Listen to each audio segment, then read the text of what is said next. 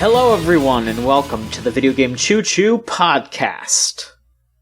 I hope you're all perfectly afraid, because I think we're about a month out from Villainy. Are you all ready for episode 69.4? I'm not. I've just been thinking about that a lot. Of what? I'm John. You don't remember 69 episodes? Oh, fuck, right. No, I'm sorry. It's coming up. I hope you're ready. The sequel to the threequel. After the third one comes number 4, which is, as we all know, was the best Shrek movie too. Did you say the Shrek 4 was the best one? Yeah. Yeah. It's better than 3. It's better than Puss in Boots. Oh, anything's better than Puss in Boots in the Shrek chronology, honestly. It was really bad, John. You ever see that? Oh, it's not very good. No. I've only seen the first 2 Shrek movies because that's it. You would think it's funny in the third one, like Merlin pisses his pants. You'd think that's fucking funny. That is very funny. They also, 2 weeks ago in the GDQ, one of the highlights was the Shrek. Oh, that was a good race. God, what was that game called, though? Shrek Extra Large. Yep! Extra Large Shrek. Folks... Sorry, let's John. not get too ahead of ourselves here. I'm John. I'm the host. I'm in charge of VideoGameChooChoo.com. For now. Yeah. I know y'all are going to rise against... I know y'all are going to rise against me and decapitate me one of these days. No, and you know what? We love you, John. I welcome it. I welcome the challenge. If you weren't editor-in-chief, that would mean we'd be editor-in-chief. And that sounds horrible. I mean, for y'all, probably, it's a lot of work. Mm-hmm. But anyway, folks, we have some other fine hosts on here as well. Solon, you're here. Oh, shit, yeah. Hey. Caught me in a weird moment in my life. Which moment is that? Hot off of... so I skipped 2 weeks of DDR, and today I came back to it finally for the summer. Oh, boy. And I jumped with all 8 feet difficulty in, and got myself... I hurt myself. My, knee buckled, and I was like, uh-oh. I actually got back on the treadmill yesterday, so... Oh, yeah. Yeah, it doesn't matter if you stop. What really matters is that you keep going. Damn, you're right. That's true. Yeah. Rose, you're here. Hi, I'm here. Honestly, I've also gotten back into, with Final Fantasy XIV back in the swing of things, I've gotten back into my, do a dungeon and then do 20 push-ups thing that I used to do. Is that something that you do? That sounds so cool. Oh, yeah. So... Yeah. So, here's my question. I don't know how long dungeons are in that game. Is that, maybe you do, 60 push-ups a day, or is it more than that? Yeah. Okay. I'm not going to do that many dungeons. They're 30-minute endeavors at this point right now. So it's I do that, and then, take a break. Maybe after I do a dungeon, I do some chores or something, which also there you go. Mm-hmm. Works a little, Do you do the push-ups, before the dungeon starts, or, I usually as do celebration? Sit-ups before the dungeon starts. Oh. There you go. Because that's easy. Celebration, you pop off, you're gonna push the earth down below me because I'm the best at Final Fantasy. Yeah, exactly. There you go. Spencer, you're also here. Yeah, I'm still taken aback by how we were not even 1 minute into the recording and people already sidetracked it with Shrek of all things. But how's it going? Well, that's his job, right, in society at large. That's his historical role, is sort of to lead things astray. Well, we could be distracted by Digimon.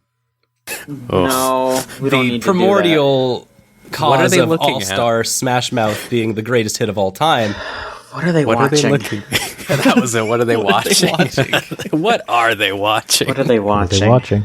They're watching Shrek get all the glory for Digimon the movie, putting in the hard work, the hard labor of getting All-Stars by Smash Mouth out there in the world. That's true, yeah. 2 years before Shrek even was a thought.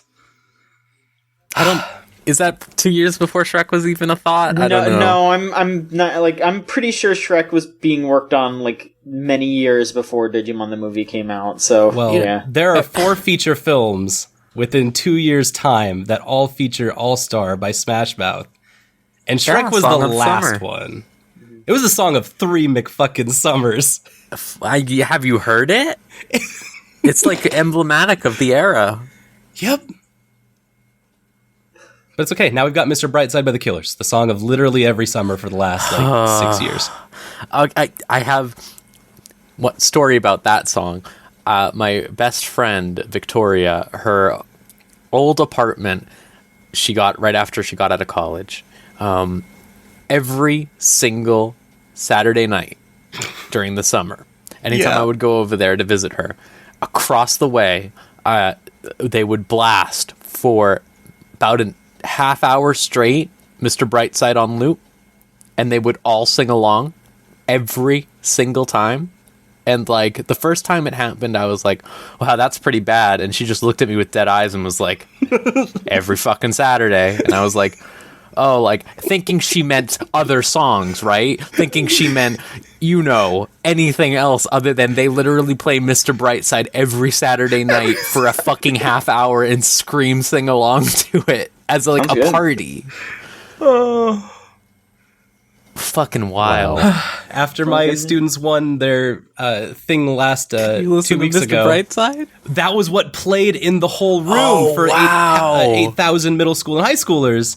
After the award ceremony, the very first song that played to like usher everyone out of the building was Mr. Brightside, so we were just popping off.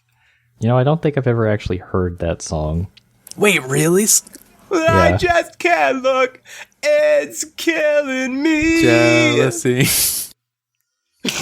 Be careful that we don't get a copyright. I think that was bad enough from both of us that it's fine. Thank you. Look, I don't want to have to deal with that paperwork, all right, no matter what. Do you want to talk about video games instead? Because we would never get copyright stricken by talking You're about right, video games. we're free. That's true. That's true. Nobody cares about enough to do that. Folks, there's a lot of video game shit we can talk about. You know what? I'm gonna rip this Band-Aid off. All right. Rose Spencer. Oh, geez, we're going. Hi. Oh, okay. Tell us about Final Fantasy XIV Shadowbringers. It's the best game ever made, and yeah. It's one of the best Final Fantasy games. Yeah. I'm gonna go make a pot of coffee. Anyone want some? Wow, hey. Don't you want to hear about ludonarrative assonance? Absolutely. All right, I'm back. You got me. All right, so listen, the thing is, so you know the term ludonarrative dissonance, which means like, oh, what you're doing in the game doesn't match up with the narrative or like anything like that. People point to Uncharted as a good example where Nathan Drake's like just an innocent man, but he's really like a psychopath killing millions of people. So assonance is the opposite of that. It means, like, a good example is Nier Automata, how they utilize game mechanics in an interesting way to convey what's happening in the story emotionally and stuff like that.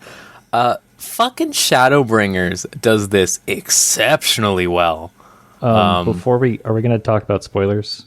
I wasn't planning on it. I figured it's still early enough, and we can do that on our own. I figured we're going to do our own podcast also, by the way, so you don't have to worry too much. Yeah. I just wanted to make sure people didn't go like, oh, should I click off or mute for a bit? So yeah, no, you probably don't have to worry.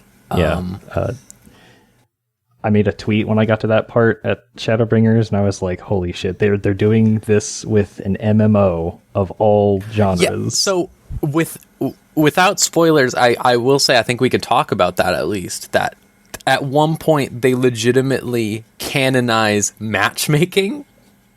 Mm-hmm. Into the game as like a big like move so that you can fight a boss, and I thought that was the sickest thing ever. It's so good.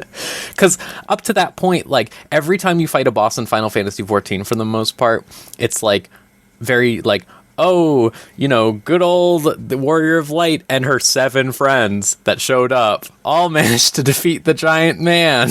Right, yeah. You get a lot of quests, like, especially like going into dungeons, like, if you have any adventuring friends, you should probably bring them along too, or... Yeah, or a famous joke is in Stormblood, they have you're like in the middle of the fucking ocean on the other side of the world, and like you're about to fight a big man on an island, and like the NPC joke's like, haha, what if the Warrior of Light had 7 of their friends on a fishing trip nearby, and they could happen to come along?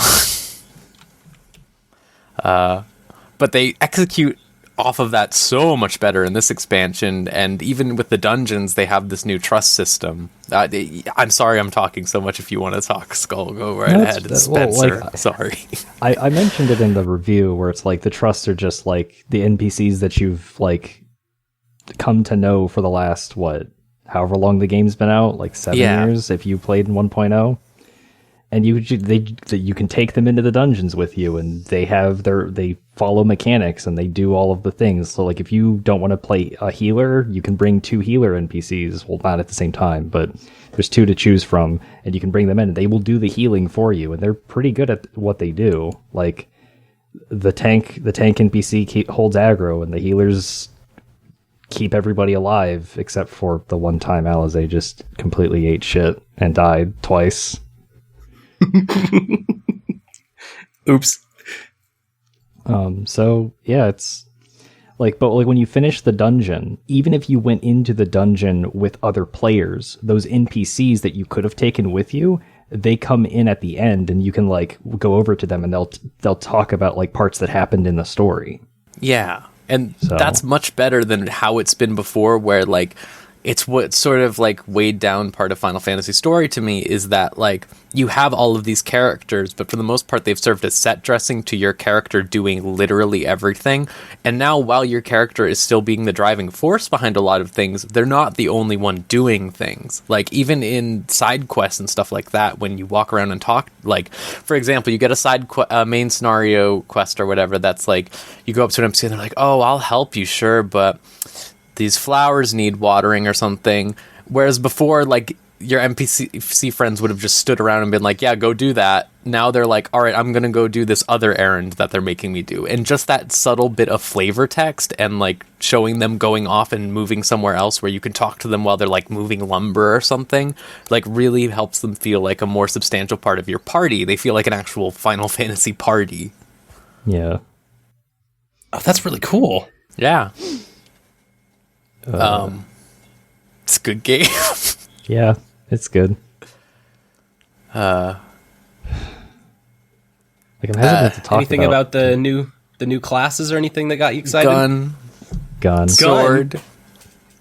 Gun sword is good. Gunsword, that's the name of the class, yeah. Gun sword.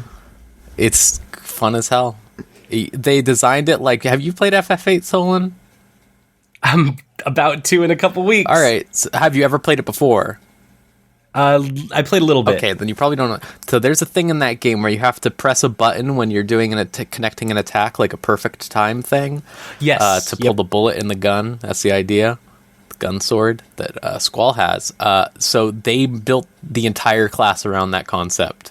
Basically, where it's like, so it's all that kind of like hitting critical timing. So it's like you do like your big explosion combo, and then you press a button, and then you blow up another thing, and then you're doing it in between attacks and stuff like that. I really like what they've done with it. Oh wow, yeah. I liked that a lot. So that sounds perfect. It's cool as hell. And Dancers, I'm worried a little bit about Dancer in the scheme of things. Please tell me Dancer is good. Oh, it's good. Because I want to be a dancer. It's good, and it's like, What is it? I haven't played it yet, so. Oh, you haven't played it yet? All right, so I didn't want to stomp out and talk about literally everything. No, go for it. Okay, so Dancer is a ranged DPS. They throw chakrams at people. Whoa. So hell yeah. Most of your damage comes from doing dances, and it's basically you press a dance button just every like 30 seconds, and then you have to press like a random button combination. It's random every time, in order to like input a little dance, and your character does the dance or whatever, and then it does a buff and on other people, and also does a bunch of damage. And in between that, you're just fucking hurling chakrams at them in like twisty reversal throws and stuff like that, like boomerangs, and it's crazy shit, and it's really chaotic and fun. It's very proc based, if you know what that means, where it's like, oh yeah, you use this move, sometimes you'll get to follow it up with this move or this move or this move, but there's like a ton of them. So it's a lot different than any other class in the game, for sure. It feels like the old machinist design was that like it was built off this concept of, oh, your combo is procced or whatever, but it was really stupid and never made sense. This feels like that executed well. Yeah. But I can say Dancer's very popular. Yeah, extremely. Like, Oh, good. like it's not that I see a dancer in every party I'm in, but I see a dancer every day. I see multiple dancers every day. My question, Rose, is why are you concerned about Dancer? So something that I was worried about is so you've noticed in this expansion, they cut a lot of the utility off of a lot of jobs, like the slashing debuff and stuff that, and they removed all the crit buffs from Bard. So they did that, but then they gave Dancer like an insane amount of support stuff. Because, I mean, the idea behind Dancer is they wanted to create a support job, which is kind of what they've been trying to do with Bard forever. But the problem is, like, by making one job just a support job, everyone gets it in their head that, like, oh, I need this, because that's how the Final Fantasy XIV community works. Yeah. When you can be anything in the game at any time, Yeah. it makes sense if they jump to, one class. They jump to what they think is the best way to do things. So the concept of having this class that straight up, you choose a dance partner when you go into a thing, and they get all of your buffs and stuff like that.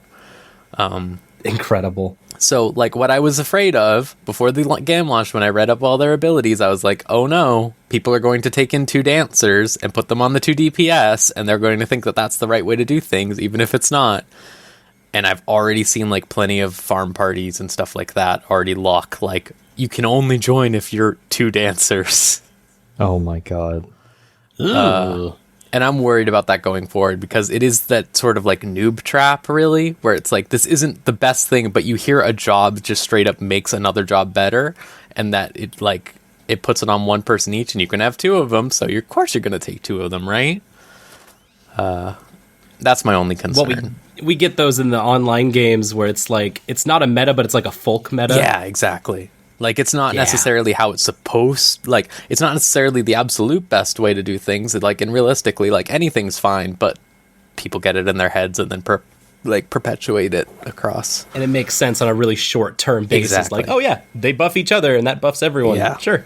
The trade-off, because we've started seeing people's, like, logs from all of their, like, combat parses. Yeah, is is some of the later Dancer's game low. stuff. And Dancer's, like, the lowest on the DPS scale, because basically what it does is it sacrifices its own DPS to boost the DPS of one specific person and then, like, the whole party sometimes.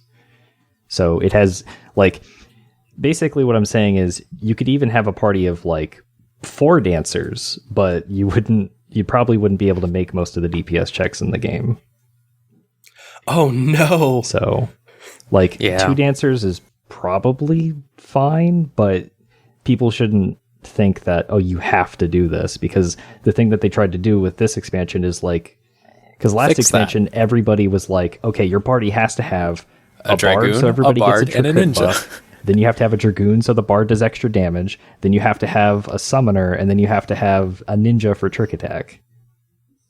And so those were basically the 4 DPS that were always in every meta composition, and it was unfortunate if you were a black mage or a samurai main. Yeah, sure was. So they were like, we're gonna be like spreading out the utility and lowering the synergies that certain jobs have with this expansion. So, Well, I fully approve that they spread out all the DPS and put it all on the dancer. yeah, basically. Nailed it.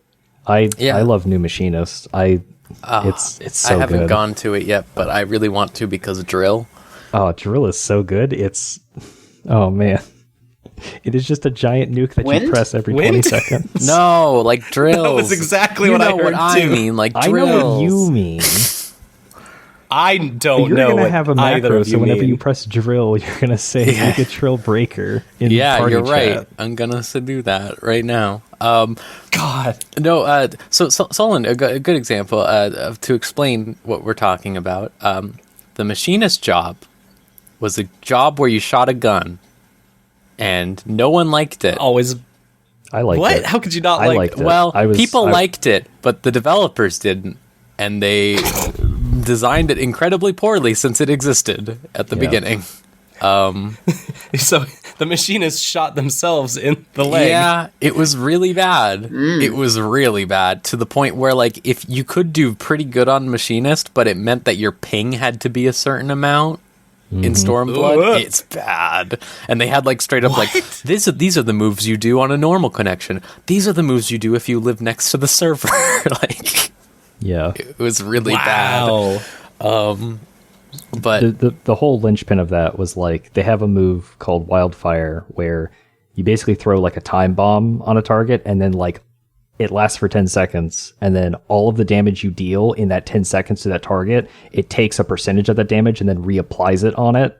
So basically the problem was you had to fit like all of your damage in this 10-second window and it was nuts and I hated it. So I loved playing Machinist before, but I basically almost never did Wildfire like optimally because I didn't care about it. Yeah. But now they made it so that like it's only based off of how many attacks you get in, not how much damage you deal. So that makes perfect sense. The max amount of attacks you can get in is 6. So as long as you can hit 6 attacks, you're good. So also they changed the design to be more like Edgar from Final Fantasy VI, pulling out a ton of different tools instead of like just a gun. So they're pulling out Bioblaster, they're pulling out Flamethrower, they're pulling out Auto Crossbow. They summon a mech. Oh yeah, I got the mech's called the Automaton Queen, and I was talking with my friends last night that I need to have like a macro where when I summon it, I just put in all robots are queens in party chat. Automaton Queen's, you can call me. She's amazing. Punches things. She has a fucking pile bunker. It's great. Oh shit! Yeah, it's just cool. It's they've done a pretty good job. Healers aren't that great. That's some more nuanced minutia I think we probably talk about on our podcast that we do. But I think to close, spoiler cast. Yeah, I think to close, it's the best expansion. It's one of the best Final Fantasy games. It's the best MMO expansion I have ever played. And I've played a lot of them. So, M itself is the best character, and he's the greatest, and he's really good, and he's just, All right. Well, I'm glad you all had fun. I wish that MMOs didn't make me want to die, because they do, because this all sounded really neat. And feeling the FOMO over here, but you know that's how it is. It's fine though. I'm glad y'all had fun. Solon, what's up with you? What have you been playing? I've been there's a lot of games that so it's summertime, so I've had a little bit of time to relax and stretch out my arms and my legs, and stretching out my arms and my legs has caused me to go outside. Which in turn caused me to go to my local game store and pick up some more bad Wii games. As you do. Mm-hmm. And so I found some more bad Wii games, and we're getting ready for...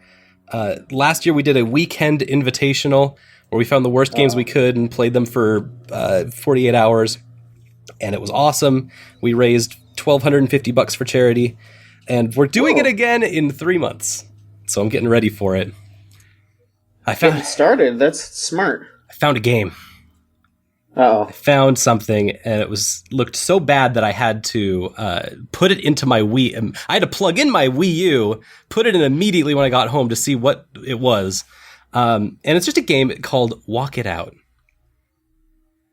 And it's a Wii game that on the front cover... It jumped out at me because it was just a boy and his family walking it out. Just like, hey, here's a game that advertised itself as, hey, you want to walk with your family, but in one place in your living room and don't want to go anywhere?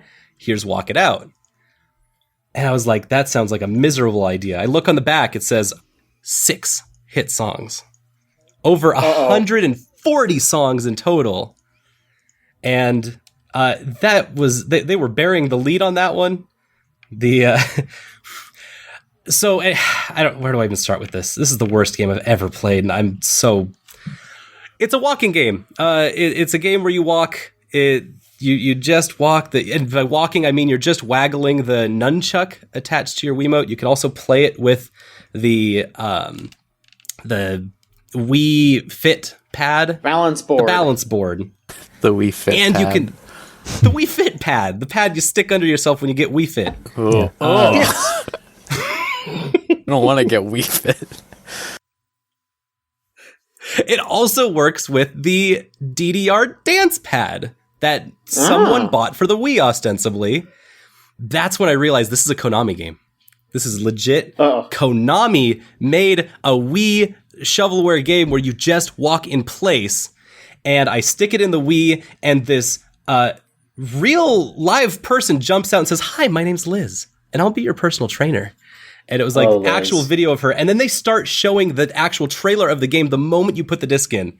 They show the trailer for the game that you are currently playing called Walk It Out, where it shows like a family in the living room, all getting ready to... They're sitting on a couch in front of one single dance pad, all looking at the TV with like excitement and trepidation, like, I'm gonna walk in one place forever. And it is an open world game where you walk around, and every time you take a step, you get 1 point. And every step that you take moves you a little bit forward, like walking does. And the open world, you can only see it one step at a time. You can't, like, run. You can't stop walking. You can't, like, navigate the world in any way other than walking straight ahead. And you use the nunchuck, you just bounce it. You're supposed to like stick it in your pocket or something. You bounce it, and it'll move the character forward. And if you stop, you lose points. Which sucks because you need points for anything. This open world is absolutely empty. All that's around is orange orbs. Constantly, like the entire place is littered with orange orbs that cost steps to buy.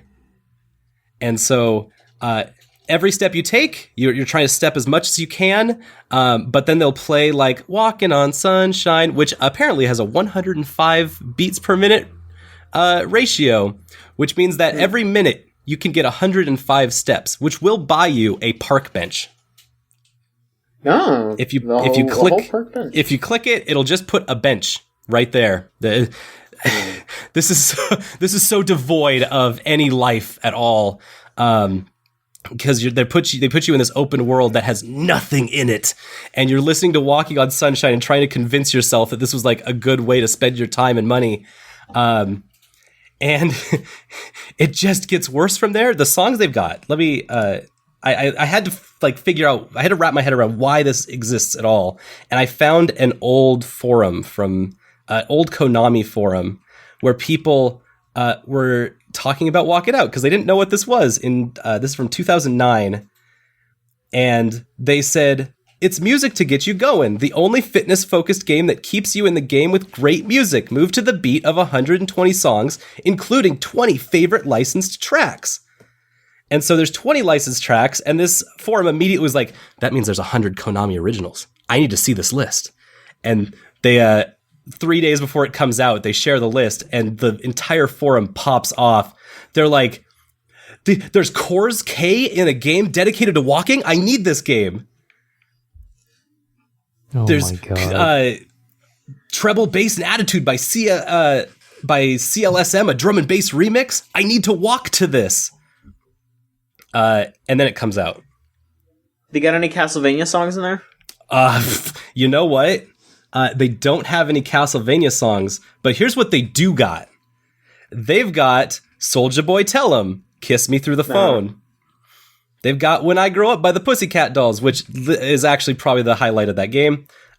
Get Your Freak On by Missy Elliott. If you just want to walk around in an empty, godless open world to Get Your Freak On by Missy Elliott, this game lets you do that. I will say it's probably for the best that they don't have any Castlevania music, because then people wouldn't be able to walk normally. They'd have to do the Castlevania trudge, and then they'd just like fuck up their backs. I'm probably. sorry. They do have Belmont's Destiny by Kinuyo. Do they have any Yamashita? Silent Hill music? I see Arion G-strings. What else is in this list? I'm sorry, there is Castlevania music in this. What? There might be. If there is, I don't know if I would recognize it immediately. Just anything that sounds like kind of like just throw some stuff out there. Is there Bloody Tears? There's a Vampire lot of Killer. horny songs in this. Vampire Killer. There's a song called FTL that's Oh. just about making some love. But Fucking Till Light. here's the thing. There's 6 songs you start with. One of them's Walking on Sunshine. You have to listen to that for 5-6. I played this for 5 hours, and I unlocked 10 other songs that I could listen to that weren't Walking on Sunshine. Because they scatter out the collectibles that let you get new songs out to the entire open world. So you're taking one step at a time, 105 beats per minute. You're walking 105 steps in the game every minute to get you like a little bit farther in the world. But the record fragments are spread out to every corner of this open world. And they're also locked off by what time of day you are walking at in real time. So some fragments only show up at 4 a.m. and others show up at 5 a.m.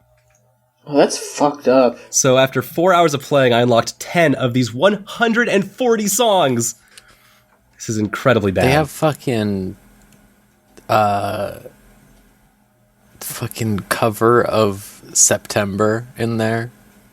Mm-hmm. A cover. I didn't find that one. Crazy in Love. Didn't find that one.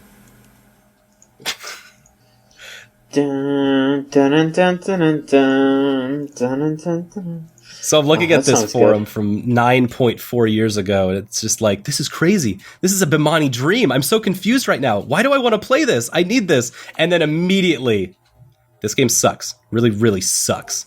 They have the Nier Don't composer on there. Do they really? Yep, multiple songs. Oh my god. I think I don't know. It might be Tekken songs, because I think he does Tekken too.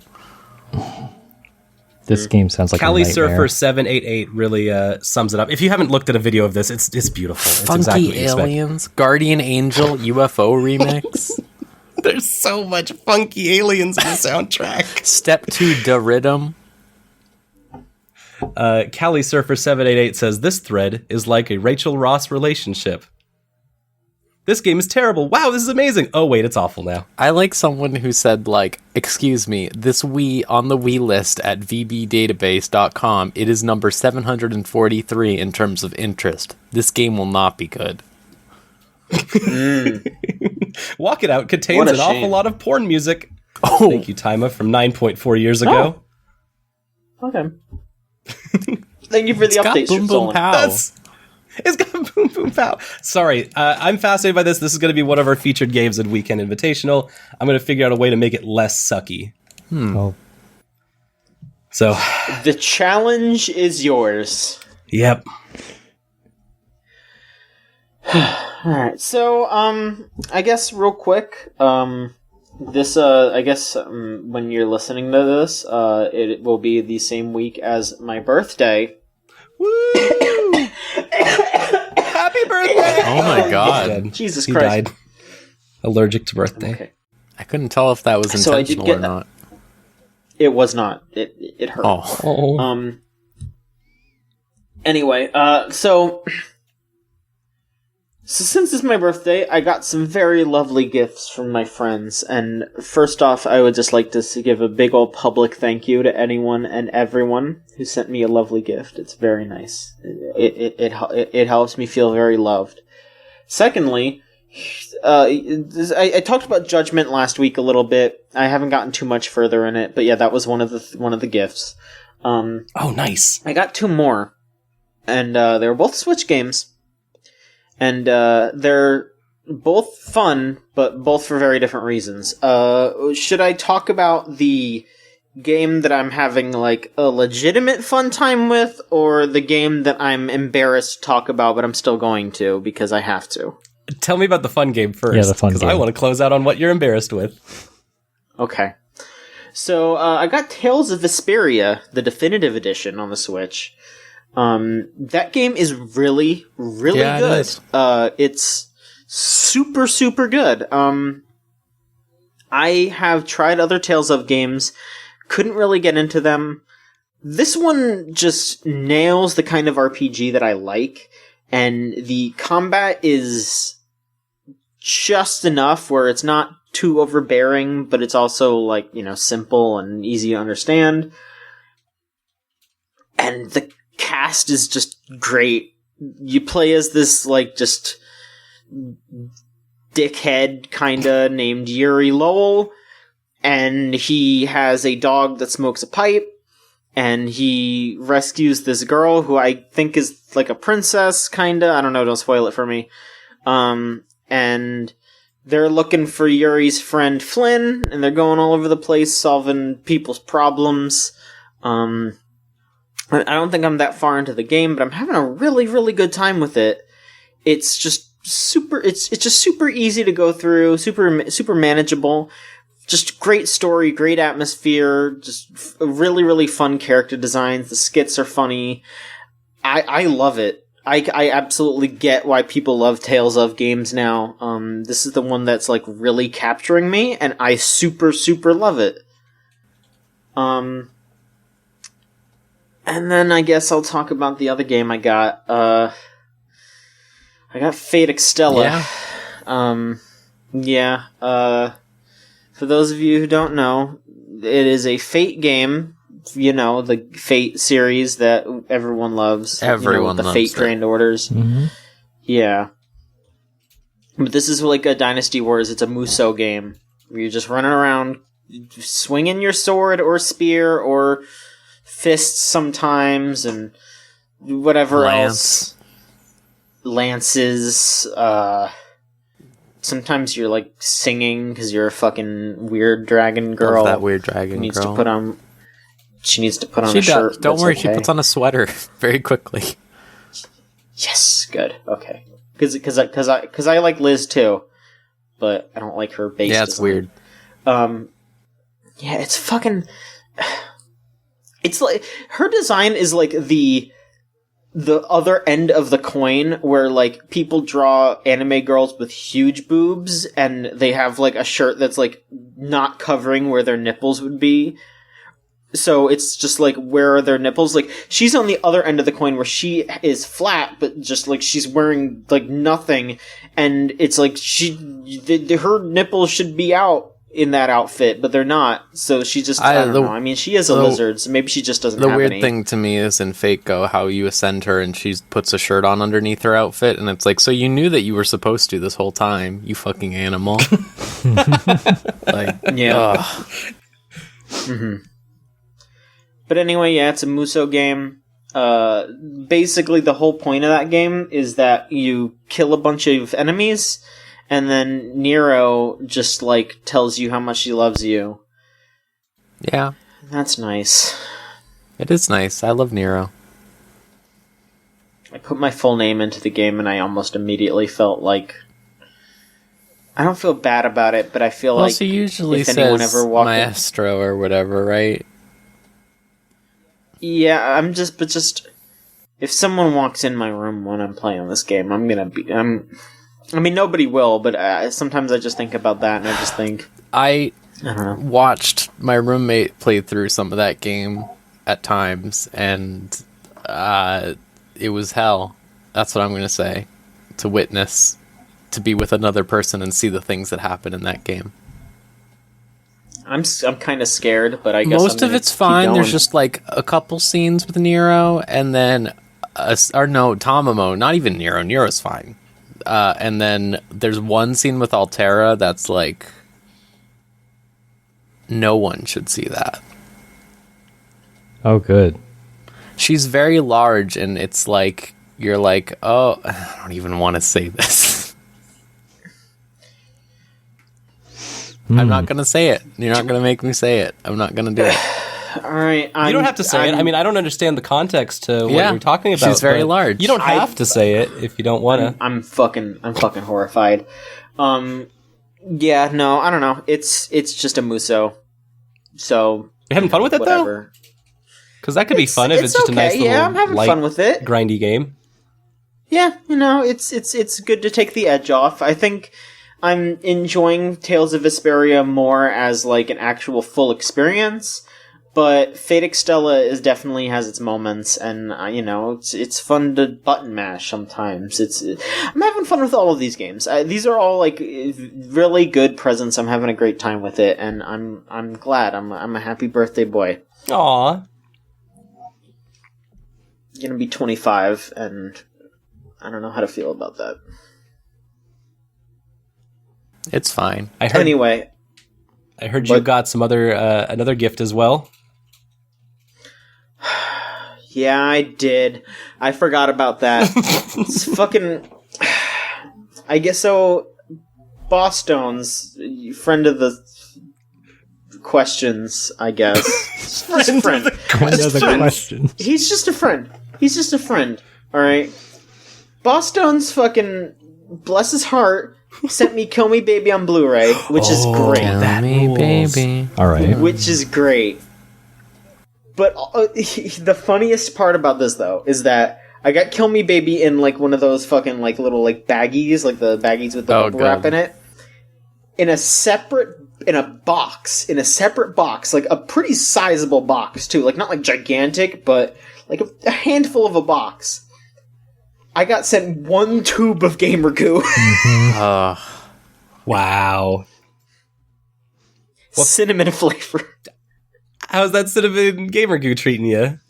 Staying dry? I haven't used it, but honestly, I probably am actually going to start using it because it's very, very hot out, and I should probably just, like, put some on my forehead or something before I go out. It's the season for some goo. Be nice. Yeah. Goo in season. But yeah, I sure did open a box that, because like the thing is that the other funny thing is that like there was a gift receipt in the Kill Me Baby bag, so I was like, oh yeah, no, I know who this is from. There was nothing of the sort in the Gamer Goo box. I had no idea where the fuck it came from. I didn't have Gamer Goo like on my wish list or anything, so I was just like, what the fuck? Where did this Gamer Goo come from? No way to return it. It didn't say it was from Amazon or whatever. It just said from Gamer Goo. So I was like, did Gamer Goo like send this to me because we talked about them during the panel or something? But then like Boss Stones eventually was like, oh yeah, no, I sent that, and I was like, oh, okay, because also I don't think Gamer Goo would want to send us anything after what we did. Oh no. But yeah, but we are open. That's about. Yeah, I heard about that. Is it Teakwood? And Cherry Blossom, their new stuff. That sounds kind of appealing. Once again, we are powered by Gamer Goo, not sponsored. I'm drawing the line. By it. It is not appealing. What? We're not sponsored by Gamer Goo. Okay, good. If they made some patchouli Gamer Goo, I'd probably be there. John would be all over that. I sure would. I was about to say that myself, okay, bro, I'm so glad. don't worry. I was worried it was too far. Don't worry. Some jojoba oil. Spruce up. Call me Gamer Goo. So what else has been going on? Rose, you've been hanging out, you've been watching some SGDQ runs? Yeah, what's going on so with that? like Final Fantasy 14 leveling is pretty easy, not requiring a lot of attention. A good, to quote, as many people refer to a lot of open world games, a good podcast game. But I've been using it to watch speedruns because I have 2 TV monitors. Woo! And I've been watching a lot of speedruns, and I have collected a lot of thoughts about what makes a good and what makes a bad GDQ run. Oh. I want to say that the best run I saw, hands down, and it really sums up the definition of what I think the best of GDQ can be, is a Bert the Chicken speed run. Wow. Have you seen that, Solon? Mm-hmm. Yeah. It was fantastic. It was just really great. It was this game I had never seen before. They're like explaining everything that they're doing before they do it, or as they're doing it. They're like, everyone is genuinely into the run in the room. Like, the people on the couch are laughing. The runner even seems to be having a fun time. Like, it was just exactly what's great. Yeah, if you really hate cubes, that's a fucking game. John, have you seen this? because I recommend it if you haven't seen it. I think you'll get a kick out of it. I haven't seen it yet. I'll check it out. It's only though. like 20 That sounds minutes good. long. It's this weird fucking game where you're like a chicken and cubes kidnap a bunch of baby chickens down a well and you have to go get them. And it's these just like very mediocre 3D platforming levels, like fucking punctuated by these incredible scenes that are completely disconnected from everything of this, like these two news chickens discussing the news, and it feels very off the cuff and in a weird way. It was They shouted it out during that speed run, but there's another speed run of it being played live at the European Speedrunner Assembly in 2017, where the runner and everyone involved is wearing yellow rubber gloves and chicken masks. Wow. They all look like chickens. Oh, that sounds amazing. It's really good. My favorite part about them running it is like the runner even seeming spiteful of the game's existence. Like, it was just like this very good, like, it was all just really good, as opposed to like, I have been enjoying for the most part, but a thing that's suffering is there's a 4-hour speedrun of Crystal.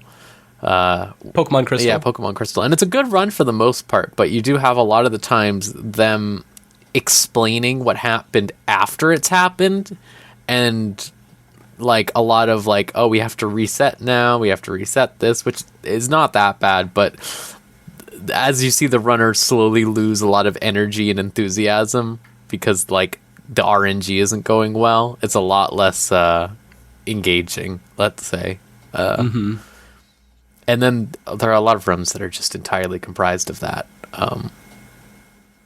It's weird. I feel like the thing that Twitch in general has done is it's made personalities / like given, this is going to sound harsher than I mean it to, but it's given egos to people who / confidence to people who necessarily don't have like the best like stage presence. You're expected to be on 100%, Yes. and these are definitely spaces where not everyone can afford to be on 100% of the time in a 4-hour speed run. Necessarily what everyone's like the best at either, right? Like, Right.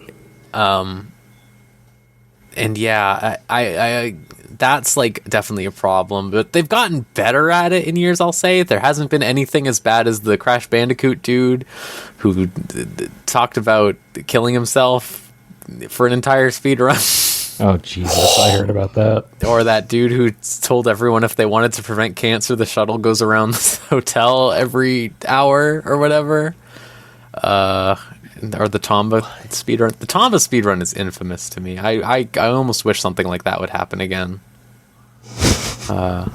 If no one else knows about that, it's when this random person was just on the couch for a speedrun that wasn't even the runner's friend or anything. And he just kept, like, being a fucker. Oh, was this the one where the runner's like, I would really rather you not talk? I would appreciate it if you... Yes. Yeah. It, Absolute Oh my bona God. fide and the guy classic. kept being It's like... so the guy fucking just good. kept saying stuff like, Tomba the Mighty, and stuff like that. And he didn't fucking know what was going on. And it was like a nightmare. doing jumping Yeah, jacks. he started in the doing middle of it. jumping jacks. It was like a nightmare run, but like... I almost wish stuff like that happened because, like, the nightmare runs now are just, like, them doing, as I said before the show, like, a very Jeb Bush energy of, like, them doing something that on the screen that's just imperceptible to anyone who doesn't know, like, the in and outs, the intricacies of this specific game or whatever, and they just go, that was great. Can we get some hype? Like, every single time, and, like...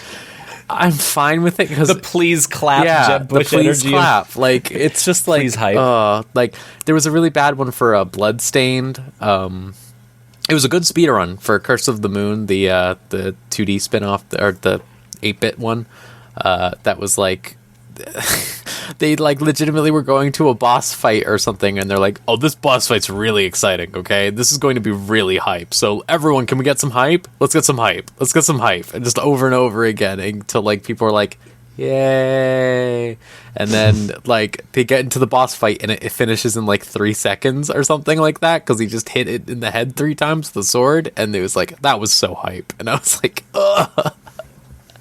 God. get what you're going for here. Yeah. You set But there them has up. to be an enthusiasm, right? Like there has to be like an energy to grab out. Like in a sports event, like when the home team is losing drastically by several points, they don't have someone go out and go, everyone, can we cheer? Let's go cheer.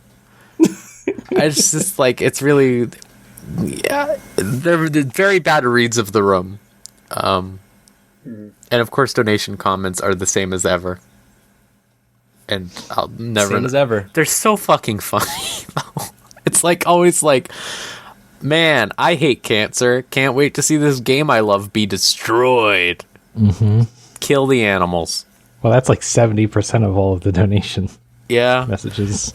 It's not as good as my favorite one after all these years is still the one where they said something along the lines of like, oh, Ocarina of Time was being speedrun, and they were like, shout outs to Grandma who accidentally bought the family of the fabled N64 all those years ago, because it has so many layers to it. Holy shit. The fabled N64. Grandma accidentally bought it?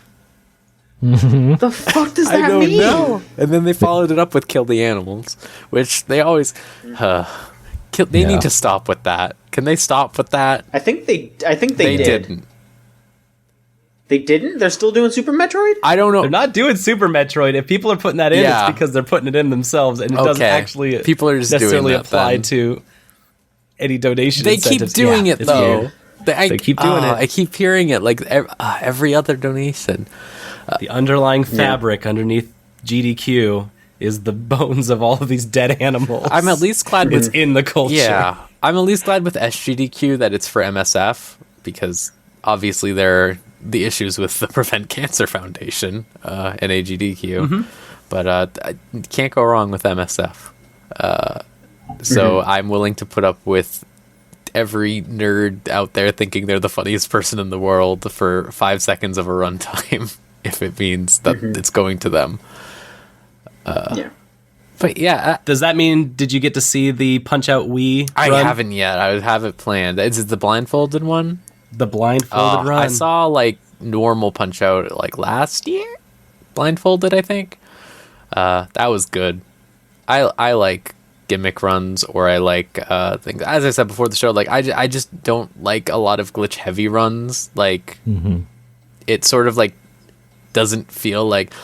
Don't get me wrong, there is a lot of skill involved with manipulating them, but it's a lot less interesting to watch than someone who has like technical mastery over a game, if you know what I mean. Like what How do you feel about races then? Because they've been doing a lot of races they're lately, doing a lot which of is races. It's a different aspect because it makes speed running into a competition as opposed to a collective group effort. We as a community have found all of these exploits in one place. Now it's I'm better than my friend at this. I don't at like breaking it this game. personally. Yeah? Not only like that aspect which you've drawn upon. I'm a very anti-competitive person.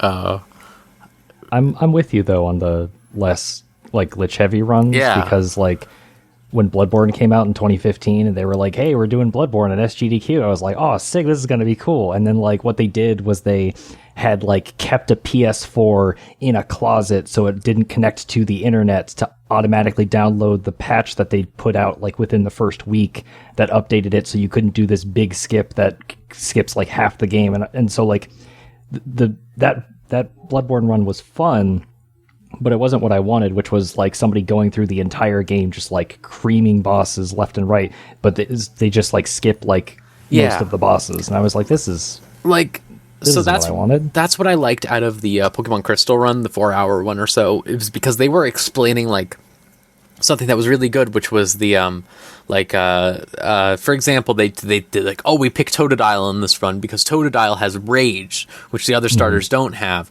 and you can just use this Rage and exploit it in such a way with like this specific stat setup that it works like this, and we can just get through 5 gyms with just this. And I was like, that's cool. That's you like utilizing your knowledge of the game and like doing it really well.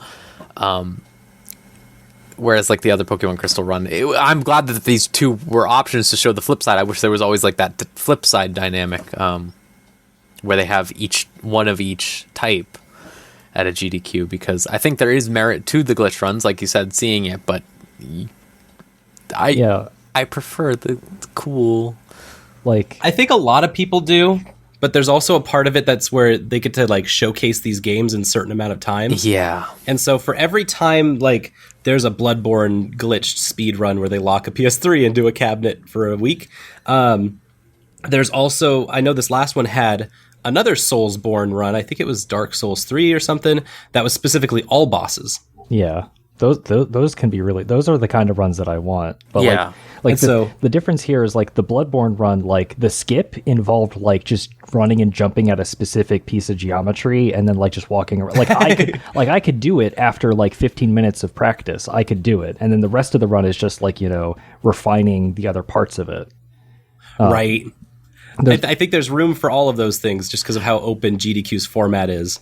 I think they need to stop having fucking just straight up like Ocarina of Time or Link to the Past speed runs. I get that it's probably tradition at this point, but you could go back and watch like 10 fucking years of GDQ Ocarina of Time runs and stuff like that. At this point, That's where the races come in. If get they want rid to of breathe them. new life into like Super Mario World. okay, you know what was cool? I think Ocarina. it was the fucking one that was like Link to the Past / Super Metroid randomizer.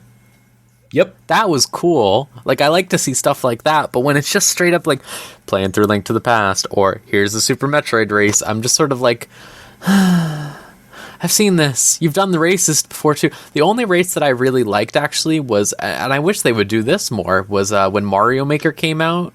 They had like a Mario Maker custom levels boss race where like it was like, here we have just 3 teams of people, and whoever gets through this batch of levels or whatever is the best or whatever. And we had these made by like SGDQ people beforehand and stuff like that. Like, it was cool. Yeah, they did that. They did that this year too. It Oh, was they did? wild. Okay, cool, because I couldn't see it was anywhere. It wasn't Super Mario Brothers. It wasn't Super Mario Maker. It was Super Mario 3. It was a hack that someone made just for this event that none of the runners had seen before, and it was a two teams of 4 racing. So every time someone would die, everyone had to rotate hot potato seats in like in quick succession because deaths would be like every 10 seconds. And it was a Kaizo game made specifically for the event, specifically for these runners that had their faces on the screen of the game every time that they died. It was an incredible race. It was a Super Mario World hack. And then shortly after that, they had another, it was like a hack block. They had a couple of Kaizo, like that were like new Kaizo hack things. So there's just a bunch of weird ways to breathe life into games that they've been running for years and years and years. But that one was the most interesting. And it's gotten me really, really into Grand Pooh Bear and Super Mario Maker 2 and all of the tech that's been coming out for the new Mario stuff. I think that's the kind of, I feel like, you know what, like the relay run races, I'm fine with that. I like when it's like weird. passed off to someone. It's at least compelling to see. I don't like when it's just 4 dudes sitting there, especially when they make the last dude finished. That's brutal to me. That's brutal. No, they figured it out for this race. They didn't even make the other team have to finish if they lose. Good. Like around, it was so fast. The format was like crisp and nice, and I can't stress how like bad it was when like there was like a fucking Super Metroid run, I think like a couple years back, where someone's like controller got disconnected or something like that, and like so they ended up being like a full minute behind everyone, and then they started messing stuff up because obviously they're discouraged. And then they just kept making them finish. Like they were like just waiting for it to finish, and like all the other 3 had all left, and they were just sitting there, and it was like the most miserable thing I could have ever seen. And I'm glad that they don't do that anymore. In one of those Kaizo runs, they had to hot switch. They swapped an entire SNES console out to fix a bug. Oh, Jesus. And it fixed the bug, and it took like maybe a minute or something. It was actually really fast and very impressive. Good. I just SGDQ is such a mixed GDQ, bag. It's just it's wild.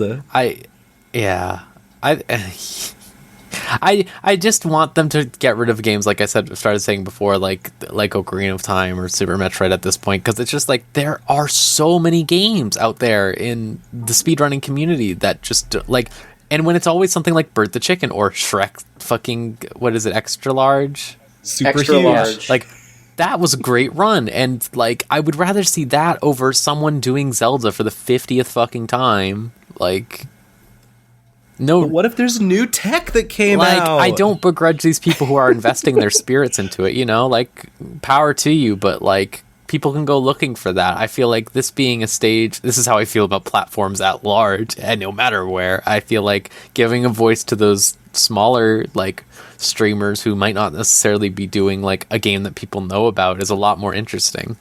Yeah, that's my thoughts on GDQ. Well, thank you for your thoughts. Spencer, what's going on in Warframe? Okay, so they had their big TennoCon this past weekend. Yeah, did you get your mech What's on that? Yeah, Twitch.tv? I did What's get it. that? What is TennoCon? So TennoCon is basically Warframe's own convention. And what's weird about it is, like, I'm sure there's, like, more stuff that happens actually at the convention. Like, they have people playing the game. I think it might just be that. But, like, I think it's just a like, one the day. big part of it is, like, there's an hour where, like, there's a stage, there's some chairs or a couch, and, like, the people working on the game, like the developers, the Warframe lady, the big man in charge, they sit on the chairs and they talk about, like, stuff that's coming up soon, later on down the road. And so this time, and it's usually about like an hour or so, and they just kind of go through like a big list of like, here's the things we're doing. And so like last year, which I wasn't playing Warframe last year, I only started like back in February of this year, I want to say. So last year they released this like new content that was going to be called like Railjack, and it was basically you and your teammates are basically in space flying a spaceship and like raiding other spaceships and blowing shit up and collecting resources and stuff. And it seemed really cool, but it basically got pushed back. And so for the last like several months, like the Warframe community's been like, when's Railjack coming out? When's Railjack coming out? And so like it's coming out later this year, but they showcased more of like what it's going to be, and now it's starting to make sense why that was pushed back, because they showcased something that was basically similar to what they showed last year, where it's like they have like 3 people on a spaceship, but now what they showed off is like you can recruit like NPCs to put on your spaceship, and you can recruit them from like the different factions in the game. So like there are these debt enslavement workers called the Solaris, who like they basically have to like, to do labor, they sell parts, they like get their parts of their body replaced with like mechanical robot parts, and then they have to like pay off the debt of like buying those parts, which is a big huge capitalism thing.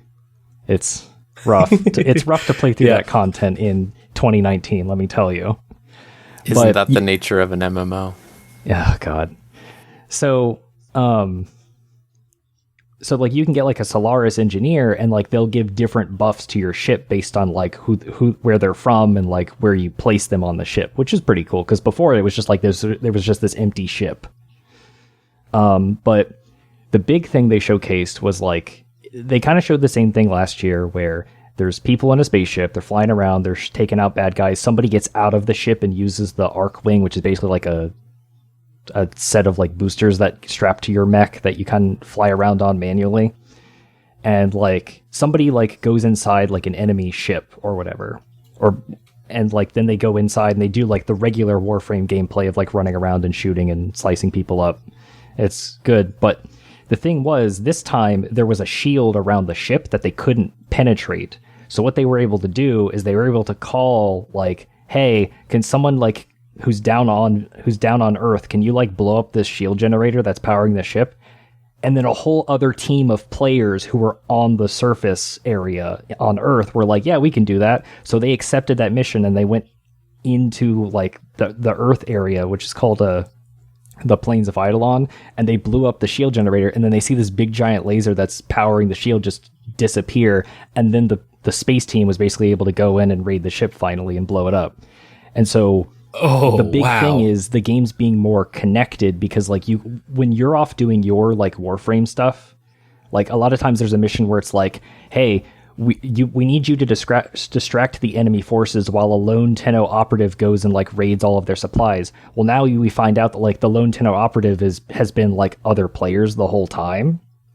And so what they're doing is they're actually like pulling stuff. So when you're on a mission, you can call for help from other players, and they can do like a side objective in their mission to help you. And it makes the whole thing a lot more open. So that was the big thing. They also showcased 2 new mechs that we're getting. One's named Gauss and the other one's named Grendel.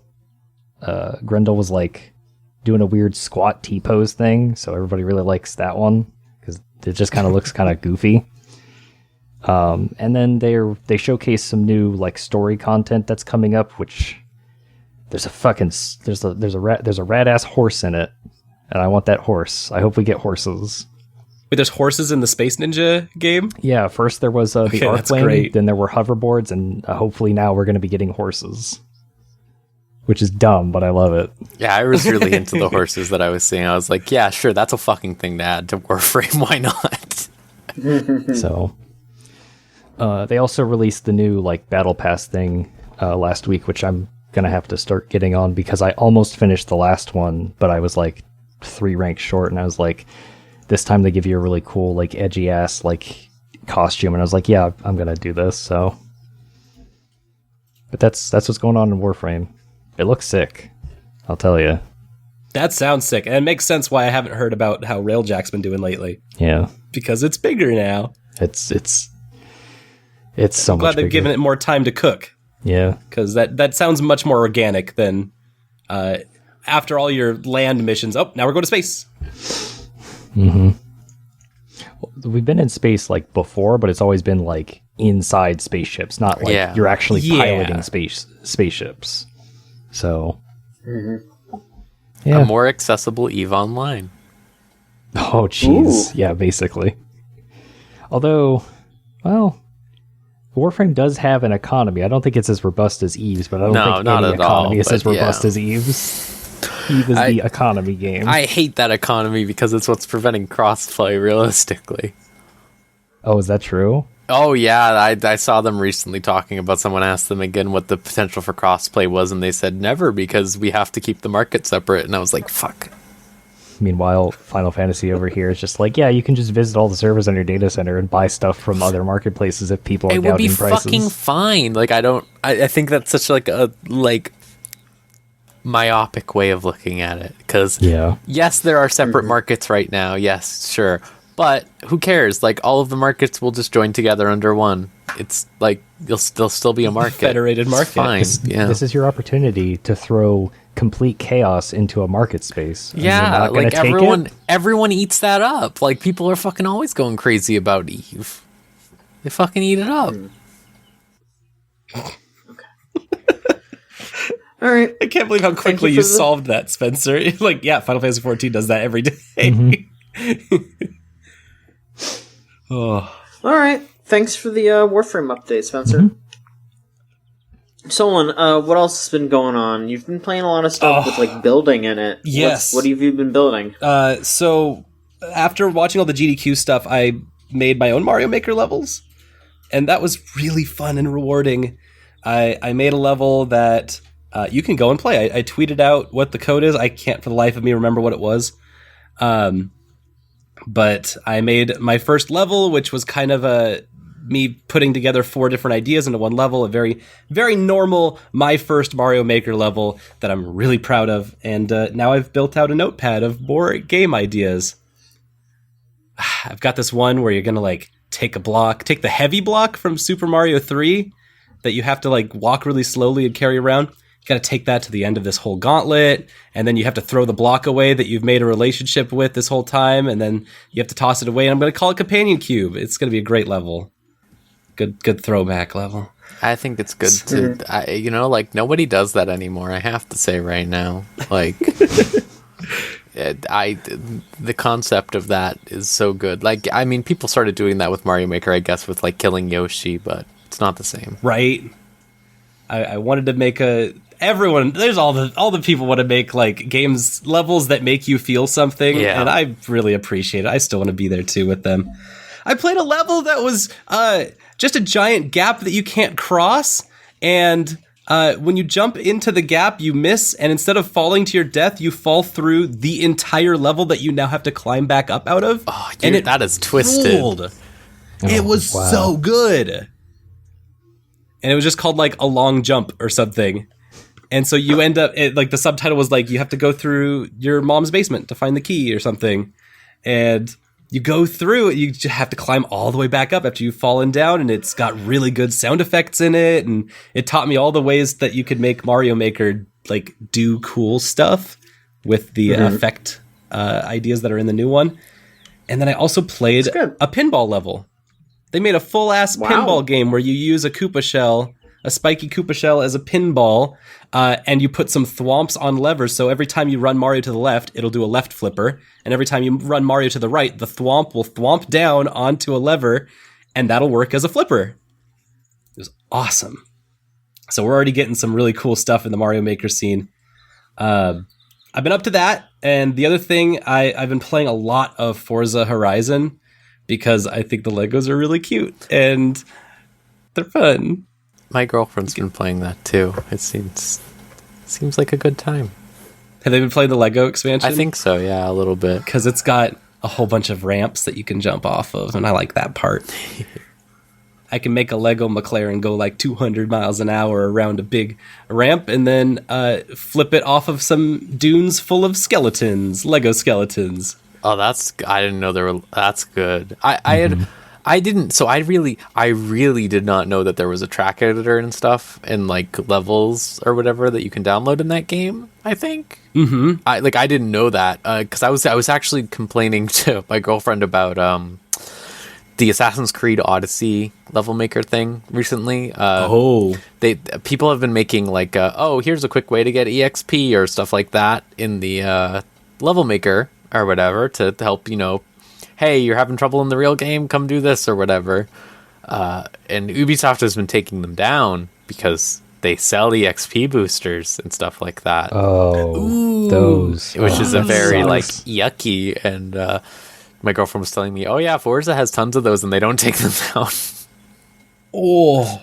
Yeah, no. Well, Forza doesn't have like a level editor like you'd see in like Trackmania or something, but it has. You can make your own races. Yeah, and so you decide where the checkpoints are, and you decide where the start and the end is. Yeah, based on the world. It's nice. She was telling me about like something that was really fascinating to me that I really liked, which was that like the way that people make like the quote unquote like XP. I don't know what it's called or whatever, or like driver levels or something boost grind tracks is they basically make this very long track. That's just a straight line for you, but then they'll put like a ramp or something like that down to like on the side at one point that puts like a way longer track that takes it longer for the other cars to get to the end or something like that. Oh, to trick and the AI all go down into it, and then so you can just ride straight in like easy to first, which I really was into that like way of manipulating that. That's funny because now they just have drag races that you can do. Yeah. It's just a straight line. It's like the shortest race possible. And so I think they're kind of in their own way competing with that. If I could, maybe that's my guru Krill Factor has been putting out pieces on Medium talking, like explaining how the game actually works. So I learned today what real wheel drive is and for front wheel drive. Because they have a weird way of like limiting what races you can do by saying like, this is an FF race. Which I've learned today means front-wheel drive, Final front Fantasy engine. Right! I was looking for, like, all right, do I got to use that Final Fantasy car for this one? Because I got to go find out how to get that, because that's in the game. Every game is every other game, Lego cars. It could be anything. If you told me that the Regalia was in there, I'd believe you. Yeah. Well... Honestly, the Regalia should be in every car game. It's is. It's just a nice car. Good. Yeah. Can it fly? You can get it in a You could get it on monster trucks wheels. Oh, good. Just like in the game. Yep. So Sounds good. yeah, it also has a story mode. And in the story mode, you're convincing Britain that Lego cars are real cars. You are on a campaign to drive the Lego cars very fast in order to prove that they are not only real, but also as fast as the other supercars that are also real. I didn't know this.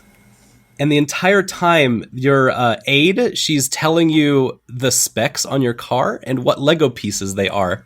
Oh, that's So she's telling you good. That kicks The, like, ass.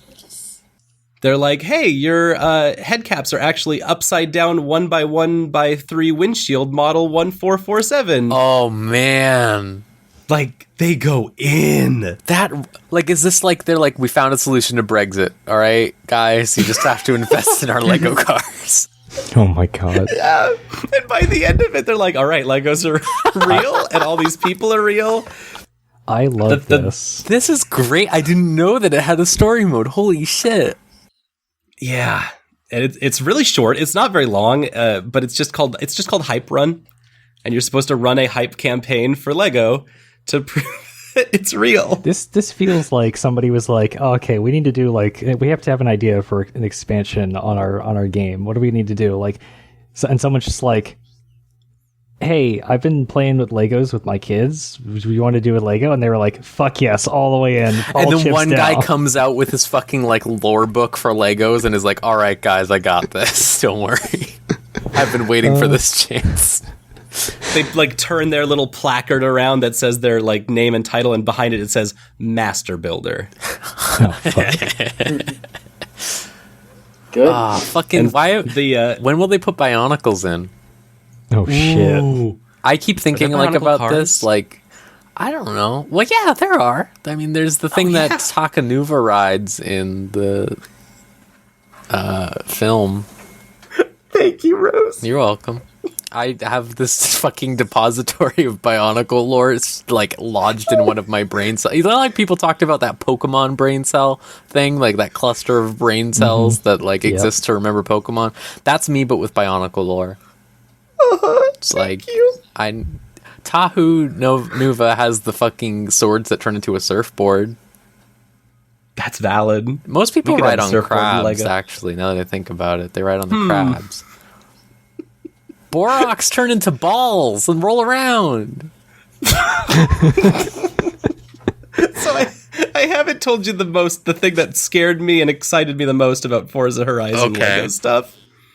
They have a radio station that I can only describe as incredibly canon. All right. A Lego radio station that only plays the Lonely Island's hit song, Everything is Awesome, Oh, man. for 24 hours a day, with interstitials by radio DJs saying, you know what's coming up next? It's our favorite song. Oh my god, that's good. Have you... This is a side note. Have you seen the sequel to the Lego movie? No. I haven't yet. Okay, I'm only bringing it up because like they bring that song up again, but they change it, and it's like it's a really good moment in that movie. Do they make it Everything is Awful? No, they put a knot in the title of the song, Oh, my but God. it's good. It's a hopeful, good song. Okay. I promise.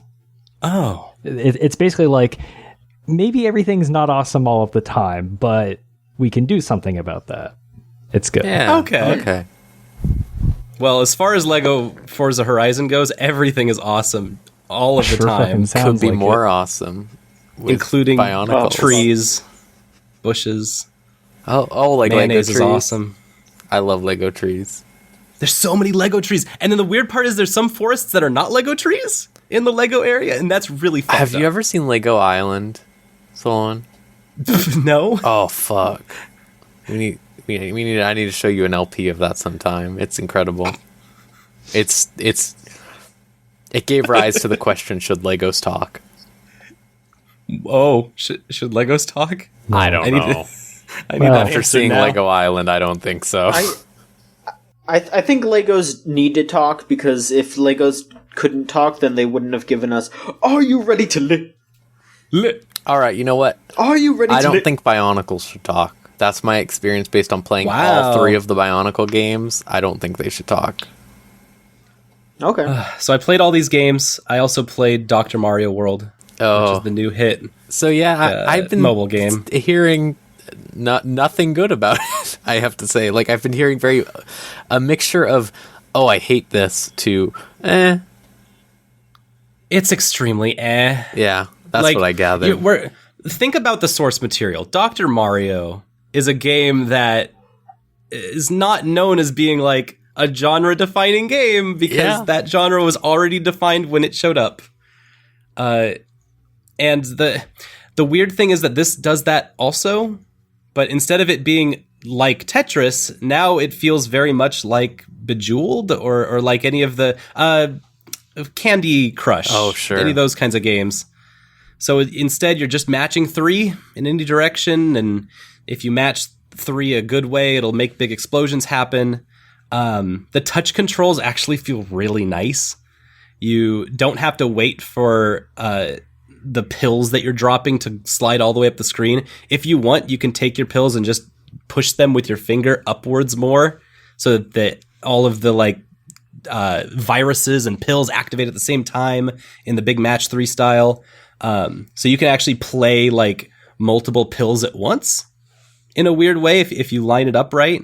There's some cool stuff that's happening there, and it's still just Dr. Mario. It's still just match 3, and it ends up being a lot more work than I could care about doing. I think I got to like level 11 where they stopped tutorializing you and let you kind of play freely. So I haven't even gotten to the microtransaction stuff that people have talked about, like where it's like you roll a gacha, right, to get different viruses or something. not to get different viruses, but it's to get like it's Support weird characters. Yeah, Yeah. and there's also ways where you have to like pay to buy new characters, and if you play as just Dr. Mario himself, he's got like the worst ability. Oh. And so there's some weird stuff there, especially if you're playing multiplayer mode again, which is free to play. You could do multiplayer mode as much as you want if you run out of world tokens or whatever to play, and that's kind of cool.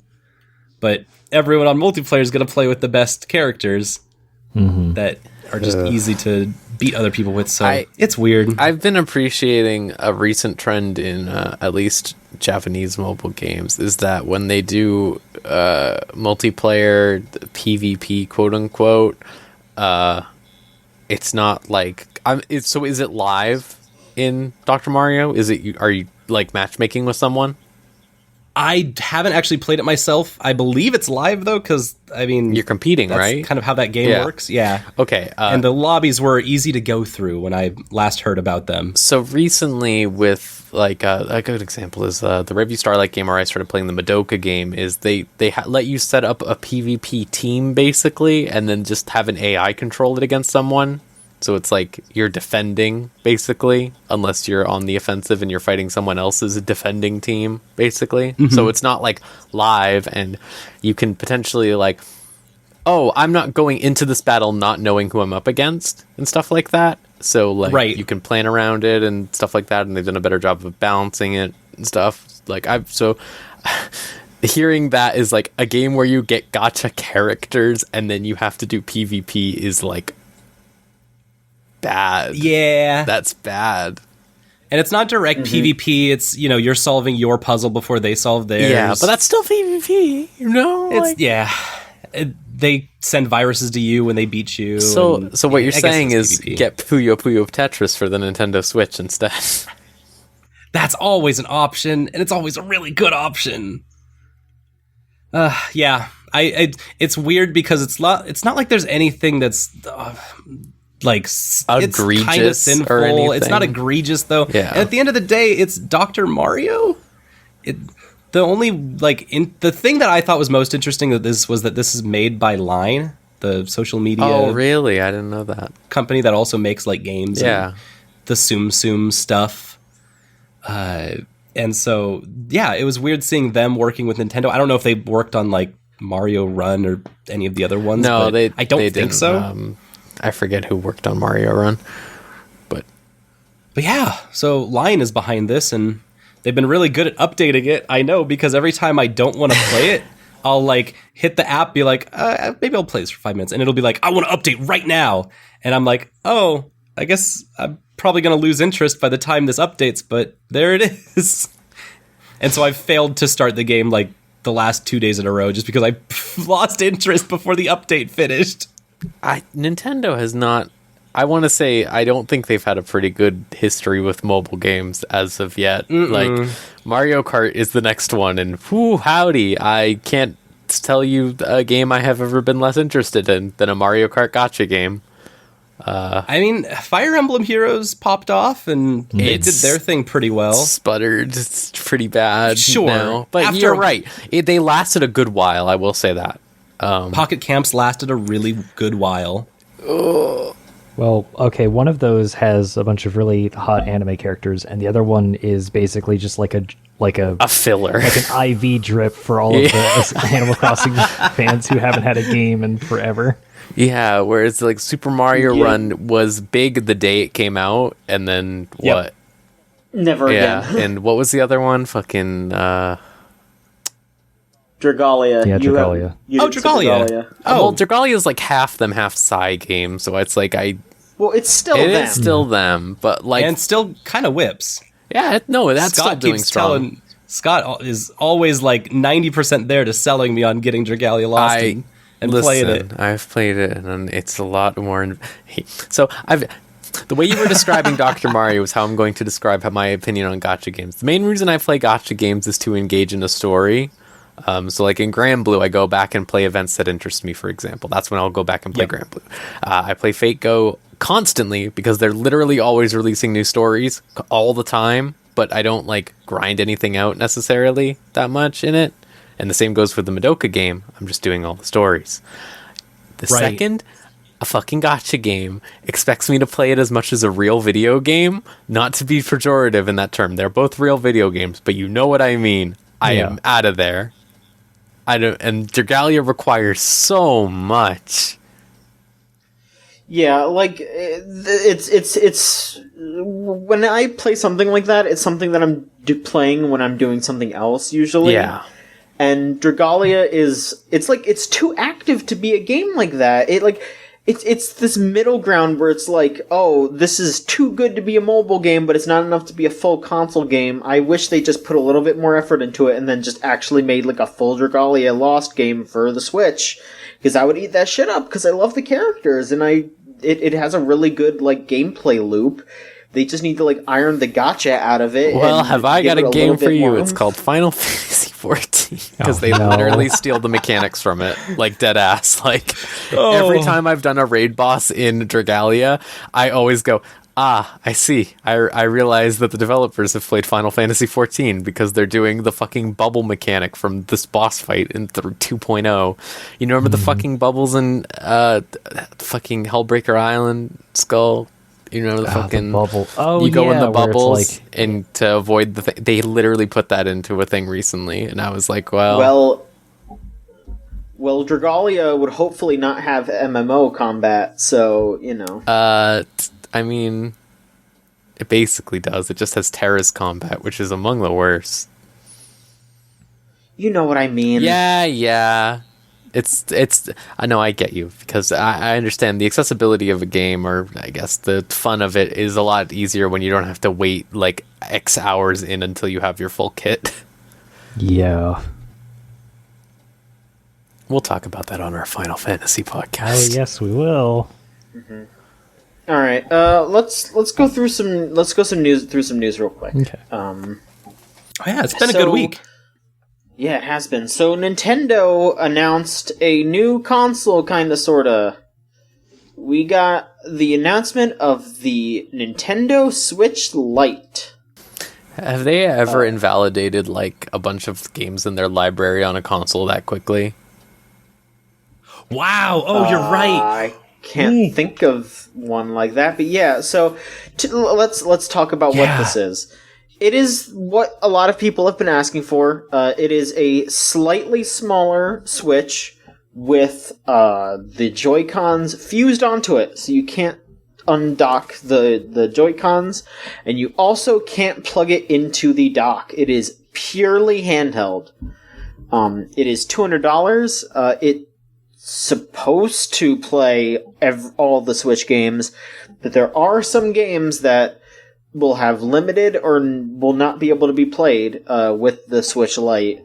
For example, Mario Party, the Mario Party on the Switch, straight up can't do some of the games on that.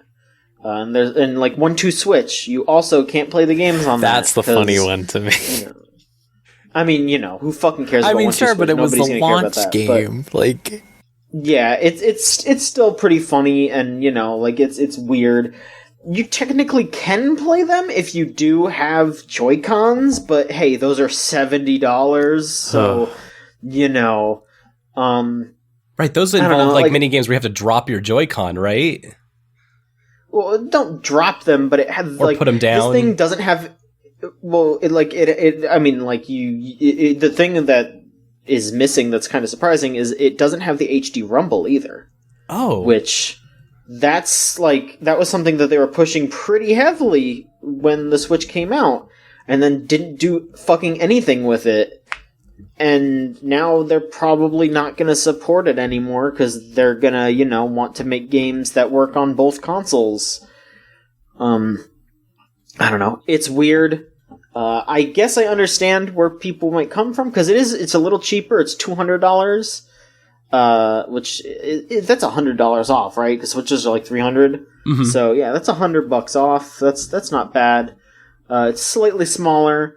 And it has a better battery life, and I think it also will have like a slightly better processor. Like it's not enough to write home about, but it like load times will be like a little bit shorter on it. There is also some talk that like new Switches, like just regular Switches that come out around that time, which is September. It's coming out in September. I guess they will also have that new processor. So if you end up buying a Switch, like say this Christmas, it might run a little tiny bit better than a launch Switch, but probably not that much, so it's not that big of a deal. You don't have to, upgrade or whatever, I guess. But yeah, it works just like a regular Switch, except it's smaller, and you can't use the separate Joy-Cons, and you can't stick it in the plug dock. it into the dock.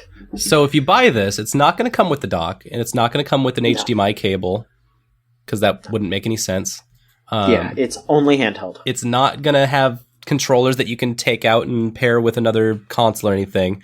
Just the handheld. It kind of feels a lot like the 3DS to the 2DS when they took away the 3D gimmick out of the 3DS. Guess, but the thing with that to me is this would literally be this might be a little excessive, but this would be if they removed the Wii U gamepad from the Wii U. Yeah. Or if the Wii U was just the gamepad. I feel like that's a little excessive, but with the way that it is still weird. To give a good example, they basically did that with Breath of the Wild, dead ass, it's just a fucking black screen. That's unfortunate. Yeah, you're right. Yeah. I don't know. It's a weird thing, and I can see the market for it, and it's absolutely not something that I'm interested in because hey, I do like being able to plug in my Switch and play it on my TV, or if I have to sit at my desk or if I have to go somewhere. Hey, I had to go I had an appointment today. I had to wait in a waiting room. I brought my Switch and I played some Tales of Vesperia. That's nice. And I mean, you can do that with this as well. But I also came home and dropped my Switch right back in there and picked up right where I was from Tales of Vesperia, and it was on my TV. So that's nice. Mm-hmm. I don't know. I mean, if you're worried about price, if you really just want to use it as a handheld, if you don't care about the HD rumble, if you don't care about playing Mario Party, then this seems fine. But for $100 more, you get something that is more fully featured, and it will have motion controls. So you won't be limited. Once Travis Strikes Again, or not Travis Strikes Again, once No More Heroes 3 comes out, you can actually jerk off your Joy-Cons. God you're damn it! I'm interested in it just because when I played when I play the Switch, I almost always play in my room on my bed, and I don't have a TV in my room, so I just play it handheld. But also, it comes in yellow. A nice creamy yellow yellow. looks nice.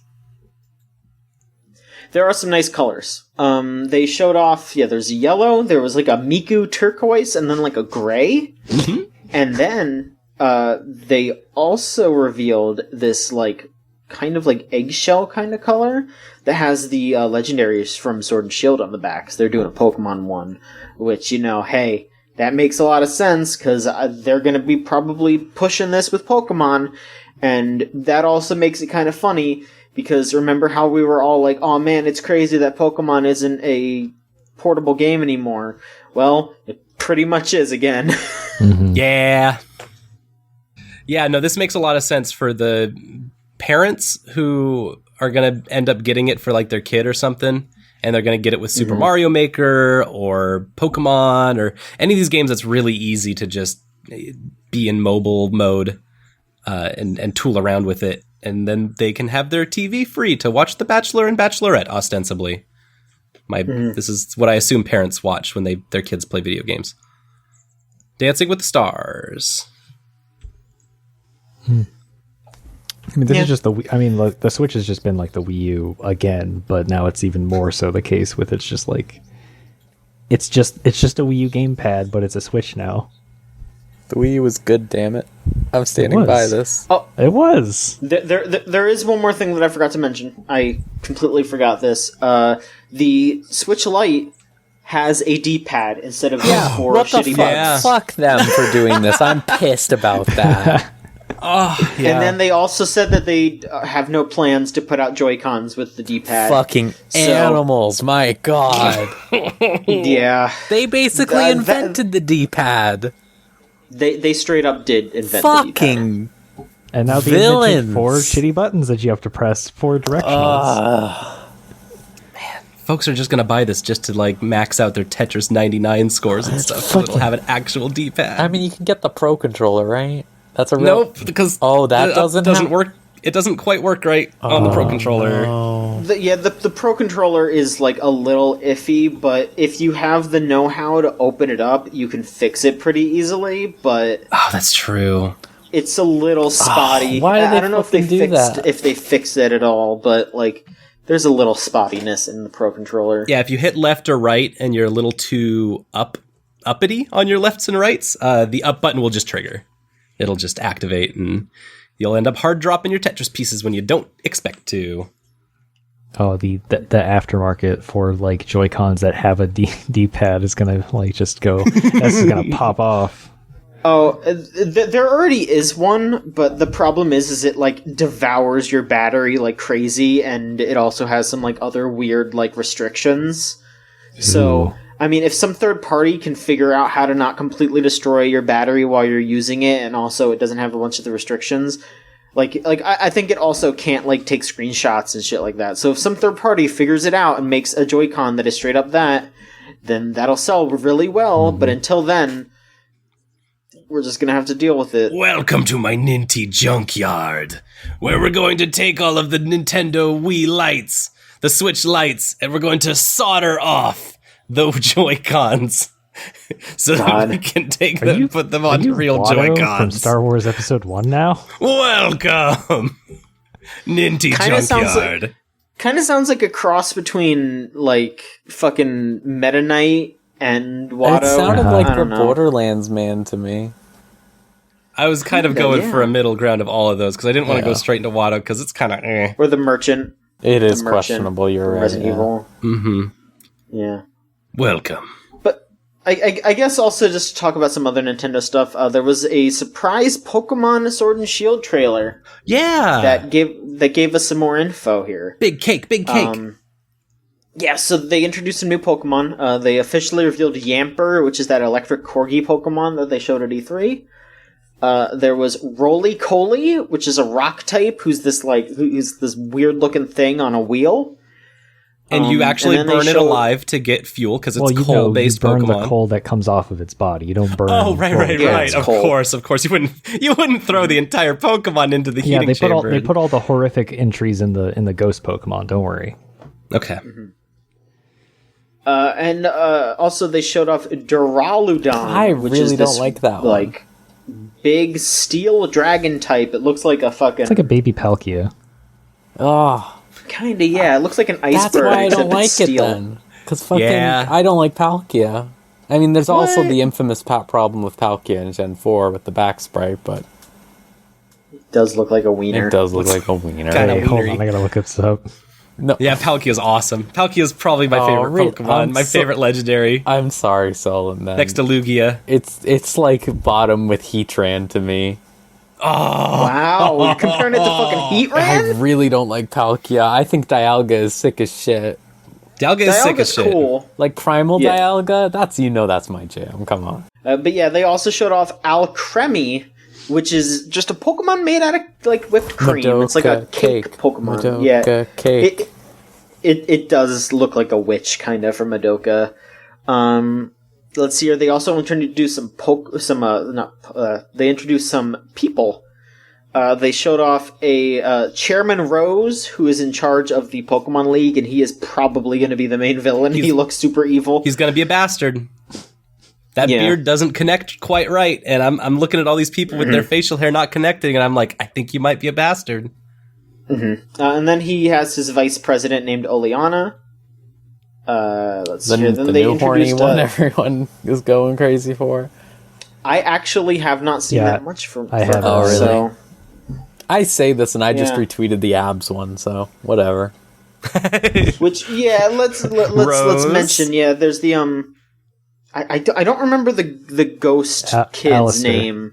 Alistair. Alistair, That's a that's right. great love name. them. They're great. The ghost trainers are always good, so fucking whatever. Like they're have they ever had a bad one? Yeah, I Uh, don't think so. I mean, it No. starts with like Agatha, No, doesn't they it? ha- And they Agatha haven't had a bad rules. one. Monty's kind of like an okay one. You mean yeah, Monty Morty? with the headband, Morty. Morty. Yeah, Yeah, Morty, excuse me. He's a bro. Morty. Fine. I liked his older design more than his newer one, but Yeah, I agree with you there. oh, excuse me. No. Alistair sucks only because his English name is Alistair. His Japanese name is just Onion. Oh, what the fuck? Yeah, his name is just Onion. They really messed up there then. Yeah, No, they they could have didn't. just called him Alistair's Onion, great. but Hey, Whatever. can we talk about the Gigantamaxing thing? Because that's literally just Mega I'm Pokemon. getting to that's it. just I'm Mega getting to Pokemon. it. So really quick, I just want to say, yeah, they split these two gym leaders up to the two different games. B, who is the fighting type leader that everyone is horny for, she's going to be in Sword. Oh. And Alistair is only in Shield. yeah. Huh. I didn't know Yeah. that. All right, and then the last thing they showed off was called Gigantamax. Gigantamaxing? Gigantamax. So we know Dynamax already, which is making the Pokemon big. But then they introduced Gigantamax. I'm pronouncing it differently, like every time I say Do it. it. Which not only makes the Pokemon bigger, but actually changes their form and like lets them do different things. So, for example, Alcremie turns into a huge cake, like an actual gigantic cake. And it's actually the biggest recorded Pokemon. Like I think they said it's like twice as big as Wailord. Corviknight becomes a big ass bird, and then it has like mini like feather like minion They're things called- that fly around. They're like called little like blade drones. birds. They're called blade Birds. Yeah, they're like little drones. It's cool. And then Dreadnought, the like turtle thing, just like turns into like it looks like a fucking huge like snapping turtle. It's really cool. It's a huge like kaiju thing. It looks good. Yeah. I But yeah, so this like straight up like all of this backs up a leak. And I'm very excited about that cuz I guess spoilers for Sword and Shield here. Giving y'all a second to skip ahead, I guess. They're bringing back Fat Pikachu as Pikachu's Gigantamax. Like, straight up, they're just gonna have Pikachu be Fat Pikachu, like the old version. good. And also, I guess, Farfetch'd is gonna get an evolution. Bullshit. I'll believe it when I see it. And, also, I guess, just Meowth is gonna have a long cat form for Gigantamax too. Yay! Oh, that's delightful. Also, I guess Sobble's full evolution is going to be spy themed, which I'm going to use Sobble now. Oh. Yeah, I might. That is my pick. I might use Sobble. I still haven't picked, to be honest. I'm just like, why the fuck? They better let you do whatever Gigantamax on like whatever megas exist and just make them into megas. That's what they better do that. Yeah. We'll see, because they said that Gigantamax isn't going to just be like something that you can do all the time. I think they said it was like specific Pokemon, so like, and even more specific than just like, oh, only Pikachu can do, only like this list of Pokemon can do it. I think it might be like you have to have like a full bond with them, or maybe it might be this specific Pikachu that you catch. It can't evolve, but it can Gigantamax. Maybe something like that. I don't know. We'll see. But they did say it was like specific Pokemon can do it. Only like special ones can. I wanted to say about the fighting gym leader, B. I liked her name because it's one letter away from like beat, as in like beat people up, which is pretty good. But then I was looking up her Japanese name, which is Saito, and I was like, why is it Saito? And it's like from Saito, which is kidney bean, and toe, which is fight, and then like like She's a little fighting bean. Yeah, and then like I also realized, oh shit, B is also one letter away from bean as well. Yep. It's genius localization right there. That is. She is a small fighting bean. God. I hope they let me go through this game without Gigamaxing or Dynamaxing at all. I hope I can do that. I hope they let me do that. I hope they don't do this thing where it's... Because the thing that annoyed me with X and Y when they introduced Mega Evolution is... They make you, all right, yeah. Now you have to fight with this Lucario that you don't own, and you have to do, like, Mega Evolution. And it's, like, one of the only Pokemon that you can get prior to beating the game that can Mega Evolve. The only other one you can do is the Kanto starter they give you for free. And so... I didn't like that at all, and this was back when I really didn't like Lucario, so that Lucario they give you for free is still at the top of that tower on my save file. I haven't accepted his friendship. Fuck him. Wow. So, I hope they let me go through, like, I'd be fine if they're like, okay, here's a tutorial on Dynamaxing, you gotta do it this one time, but I hope I can go through these fights and, like, not Dynamax them, because the whole reason they're a thing is because, like, the Chairman Rose guy is like, he made it all very popular by introducing Dynamaxing, and so like there's all these people coming in to like these big stadiums to watch this fight, and then it's like, all right, who's the challenger? Oh, it's this punk kid. Oh, why isn't he Dynamaxing? Oh, he's just fighting with regular Pokemon. Well, this sucks. I want a refund. They all leave because they don't get their Dynamax Pokemon. Uh-huh. All right. Here's the last bit of news. This one's just real quick here. So if you recall, Ion Maiden was in a bit of legal trouble because of Iron Maiden getting all pissy that their name sounded like their band.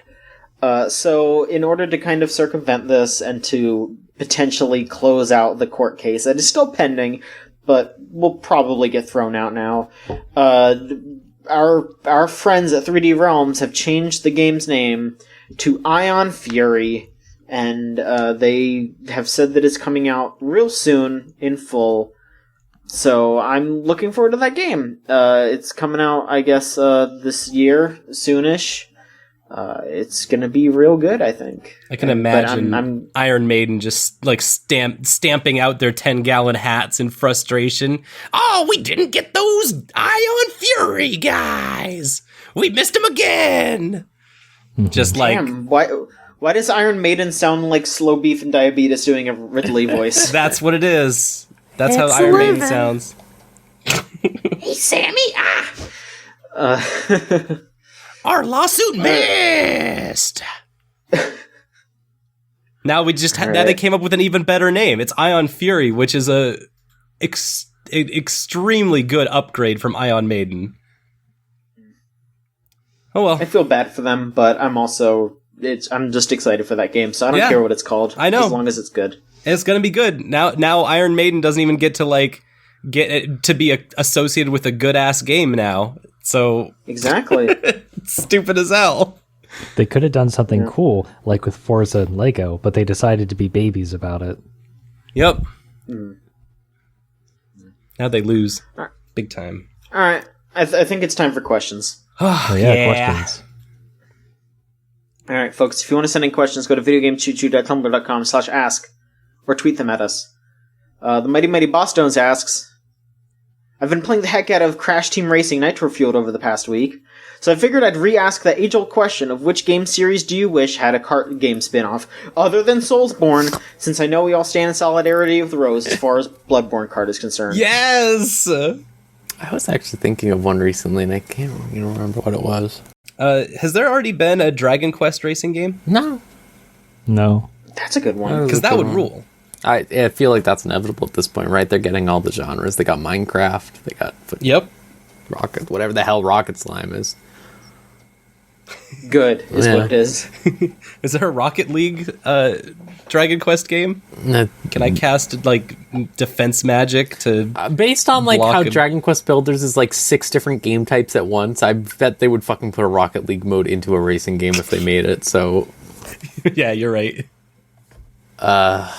Draconeer. Just that whole series should have it. 'Cause I Wow, wanna I'm imagining see, it. Like, and they can ride on dragons. It's fine. Yep. I still think that they need to complete the prophecy and actually make Uncharted kart.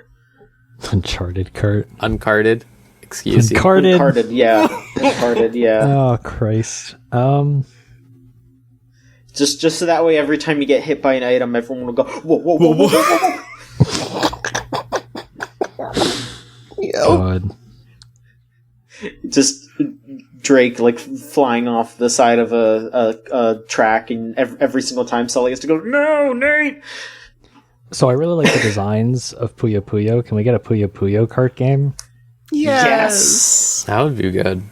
Or just for fuck's sake, make another Sega racing game and put, like, Arle or Carbuncle in there. Like, please. I'd love to see those characters, like, 3D modeled.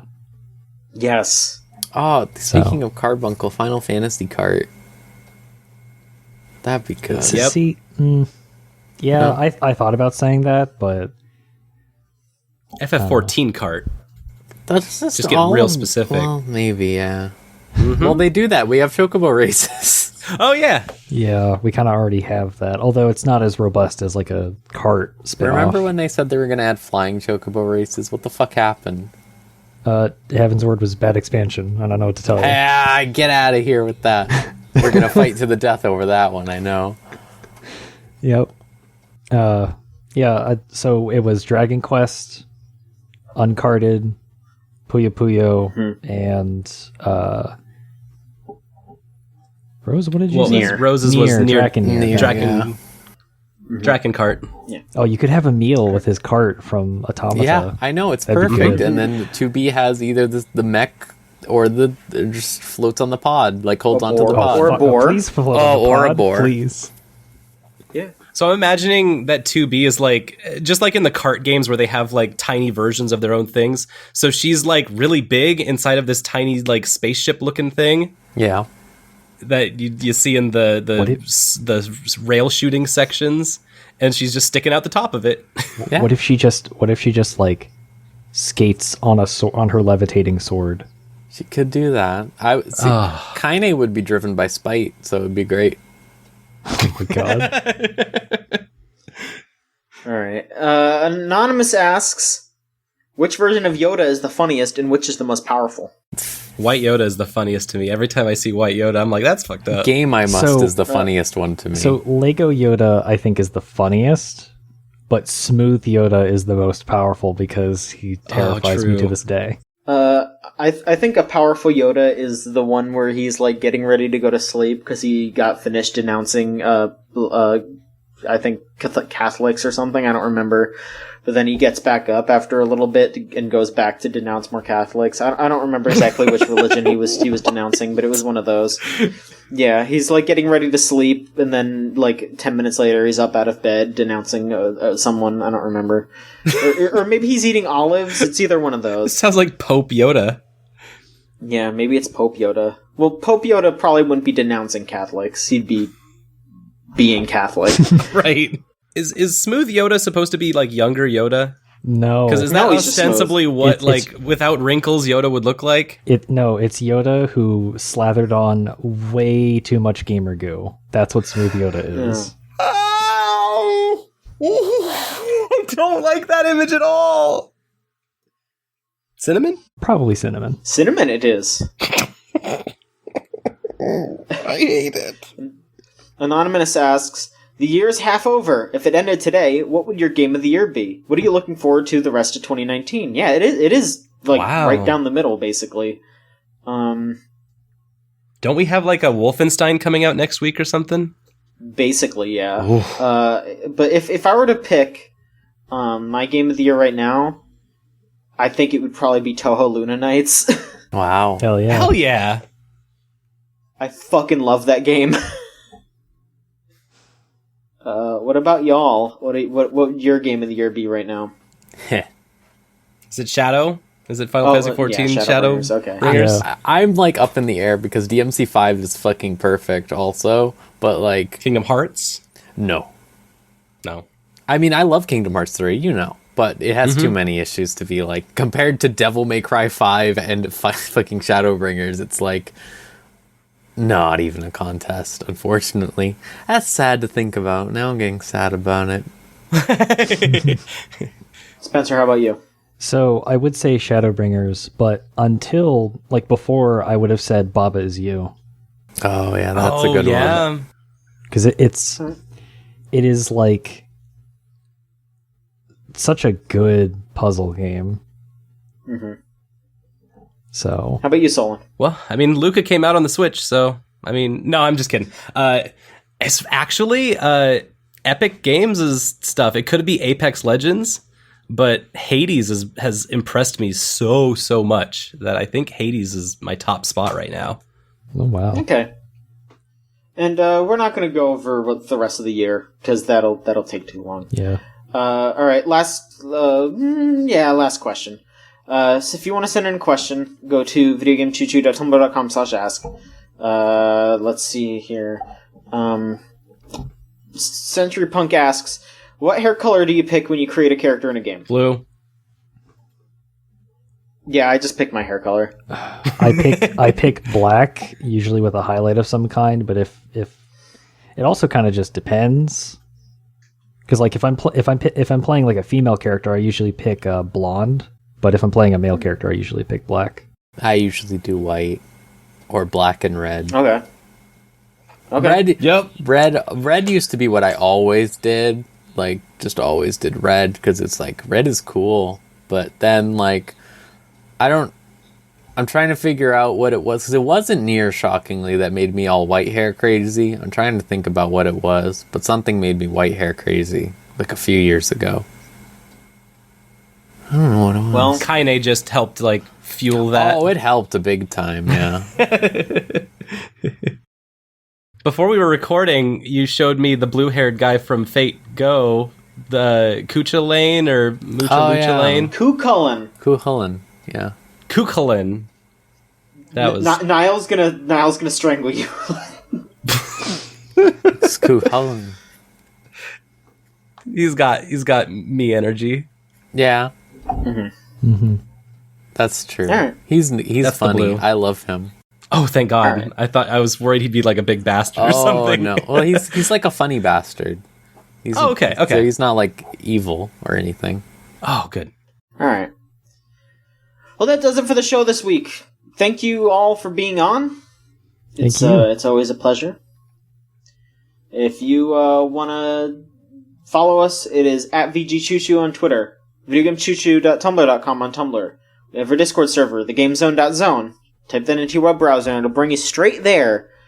You can find us on Patreon at patreon.com/VGCC, and you can subscribe to our anime podcast, Chuchigatri Unlimited Train Works, and our tabletop podcast, The Route, for just $1 for Chuchigatri and $3 for The Route. You can also listen to Magic Circuit, where we got our theme song, Crush, off of the album Magic is Real. Look them up on Spotify. It's all right there. Go ahead and listen to them. And that should do it. That should do it. Again, thank you so much for listening. We'll be back next week with another episode of the Video Game Choo Choo Podcast. So long.